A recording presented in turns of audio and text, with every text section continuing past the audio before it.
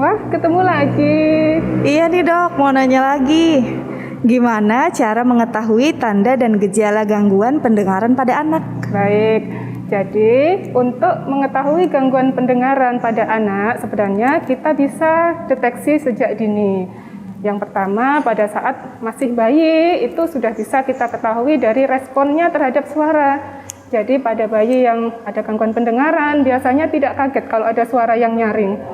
Nah, kemudian pada saat usia menginjak 6 bulan, itu bayi sudah bisa menoleh atau mencari sumber dari suara. Di mana ada suara, itu dia akan mencari. Itu pada saat usia 6 bulan. Selain respon terhadap suara, yang kedua yaitu melihat dari perkembangan bicaranya. Nah, pada saat usia 1 tahun, apabila anak itu masih belum bisa mengoceh atau babbling, maka kita harus curiga itu ada gangguan pendengaran.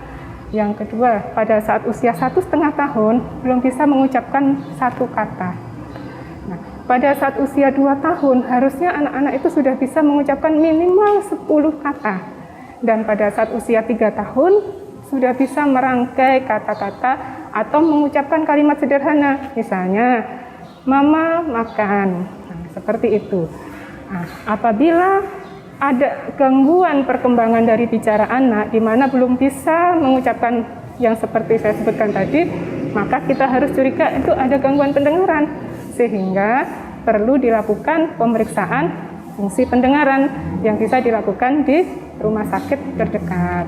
Nah, kemudian fungsi pendengaran sebenarnya sudah bisa loh kita tes sejak bayi baru lahir. Nah, sejak bayi baru lahir bisa dilakukan tes pendengaran. Kemudian kapan bayi itu atau anak itu punya risiko tinggi gangguan pendengaran? Misalnya ada faktor keturunan atau faktor genetik, atau ibunya pada saat hamil itu mengalami infeksi virus, atau anaknya itu lahirnya kurang berat badannya.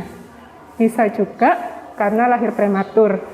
Nah, setelah lahir masih ada faktor yang bisa menyebabkan gangguan pendengaran, misalnya infeksi, trauma, itu juga bisa.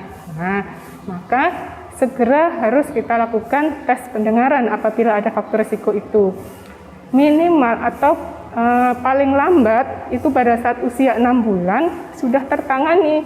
Apakah itu misalnya perlu pakai alat bantu dengar, atau misalnya perlu terapi bicara, implan koklea, dan lain-lain. Demikian.